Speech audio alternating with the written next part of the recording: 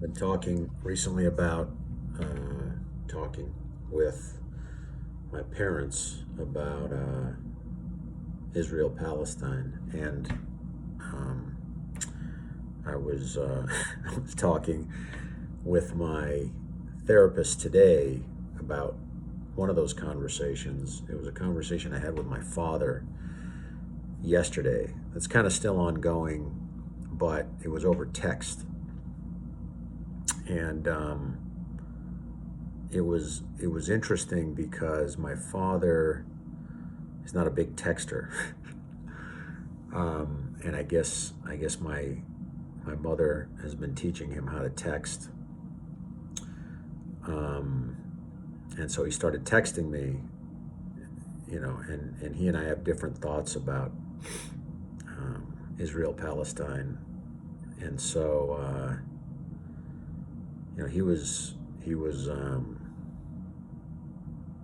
communicating his thoughts to me. He was kind of debating with me, but um, I think more than the fact that we didn't agree,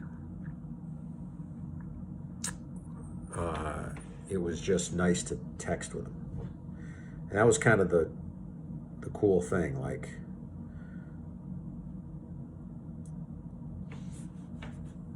it was a novel experience for me,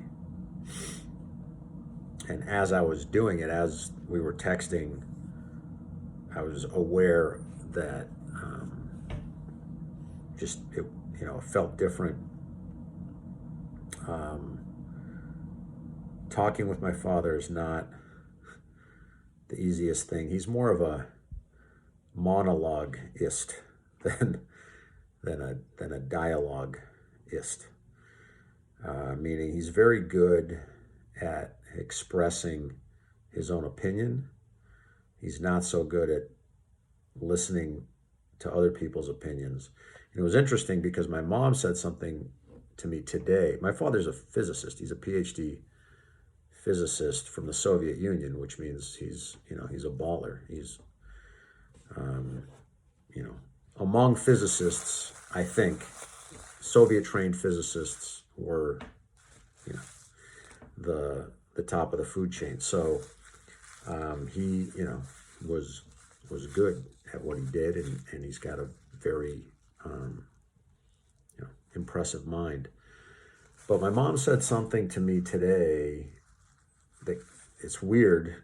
I'm 48 years old. My father is 86. And,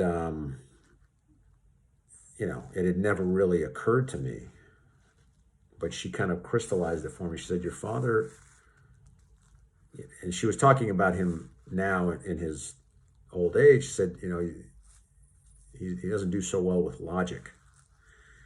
And she said, actually, that was never a strong suit for him. And then it was like, yeah, that's a good point. Because my father has always been the kind of person who was very happy listening to his own point of view. Like any conversation with my father, even if it started with him asking you something about yourself, pretty much after the first exchange, like you would say something, and then his response would turn into a monologue, and it just would go on forever.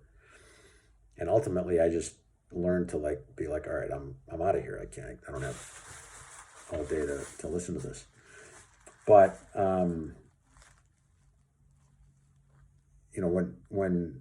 when he and I talk about things, like he'll state his point of view, and then I might, disagree with it. And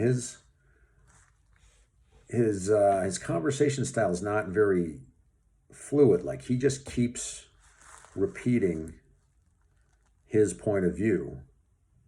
He might use different words, but he just keeps doing this, saying the same thing. And then rather than really responding to what you say, he might bring in other facts that he thinks just back up his opinion. So he's constantly trying to essentially convince you that you're wrong and show you that he's right. So he's not really an enjoyable person to have a conversation with. But I guess I always just thought it's because he's, self-centered, which he is. But I never thought about it from the standpoint of logic. And my mom really kind of crystallized it for me. He's highly intelligent, but there's something, missing as far as, I guess my mom called it logic. I would call it, empathy or emotional intelligence. To have a really kind of fluid, involved, and nuanced conversation with someone, especially if you're debating something where the two of you are of differing opinions, it takes empathy, it takes emotional IQ, because if you don't have it, it's just going to devolve into argument, and then it won't go anywhere. It'll just stop. And my father, is not the most empathetic person I've ever known. And he really, is not good at truly having a conversation as in a dialogue, right? It always kind of ends up being about him. So, yeah, anyway, that was kind of a cool insight. But the other thing, getting back to the fact that he and I were texting, because if my father's talking, he can just talk. But texting doesn't allow him to do that, which allowed more of a back and forth. And so, he did the same thing that he does when he's talking, which I just described, basically just leaned on his point of view and didn't really respond to my point of view. But first of all, it wasn't so overwhelmingly long because he wasn't talking.